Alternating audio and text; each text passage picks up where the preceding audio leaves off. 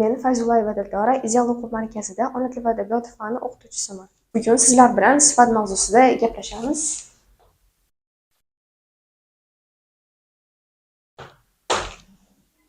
Sifat odatda otga bog'lanib, uning belgisini ko'rsatadi. So'roqlari qanday?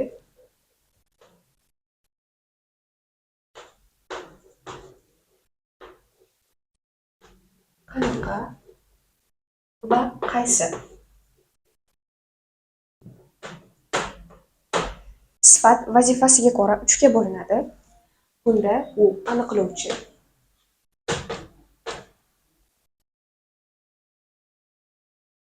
ya'ni sifat plus ot.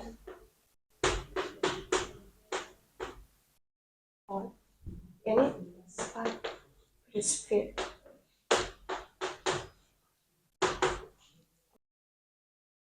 Va gapning oxirida kesim vazifasini bajaradi.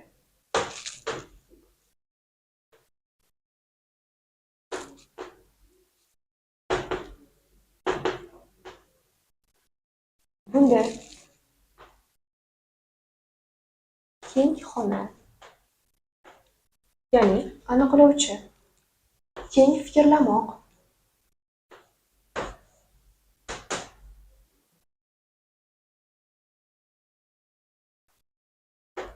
hoy vazifasida ko'ngli keng.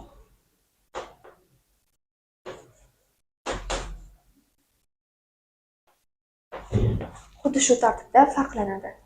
Sifat otning qanday belgisini ko'rsatishiga ko'ra 5 ga bo'linadi. Bular xususiyat,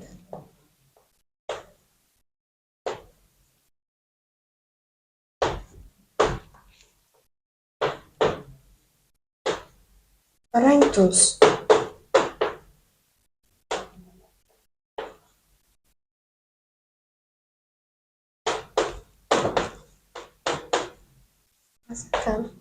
shakl, hajm,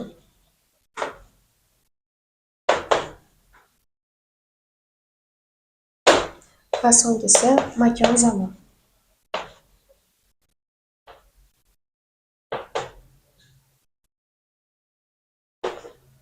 Ularni har biriga misol keltiradigan bo'lsak, xususiyat yaxshi,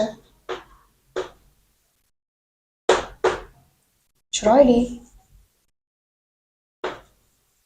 kabi sifatlar misol bo'ladi.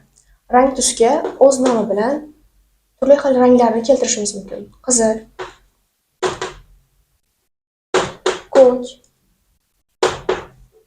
va hokazo. Mazza ta'mga kelsak, bunda ta'mni bildiruvchi sifatlar kiradi. Ya'ni shirin, achchiq va boshqalar. Shakl, hajm o'z nomi bilan shaklni yoki hajmni bildiruvchi sifatlarga aytiladi. Yumaloq,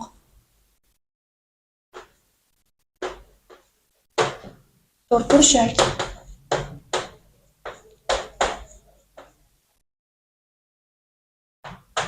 va boshqa shakllar.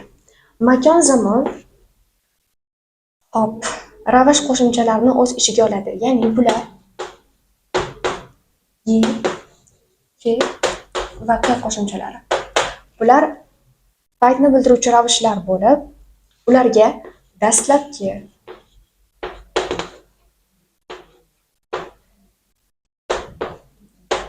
kechki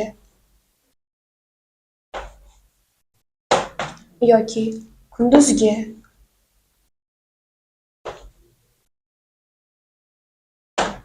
so'zlarni misol keltirsak bo'ladi. Lekin shunga qaramay, ayrim sifatlar ma'no turiga ega. Masalan, mazza ta'm bildiruvchi sifatlardan biri achchiq so'zi xususiyat ma'nosini ham bildirishi mumkin. Masalan, achchiq gap, achchiq so'z bo'lganda mazza ta'mni emas, balki xususiyatni bildiradi. Bu ham sifatlarning ma'no turini xilma-xil ekanligini bildiradi. Sifat mavzusiga kirish qismi shulardan iborat. Keyingi darsda sizlar bilan sifatning darajalari haqida gaplashamiz.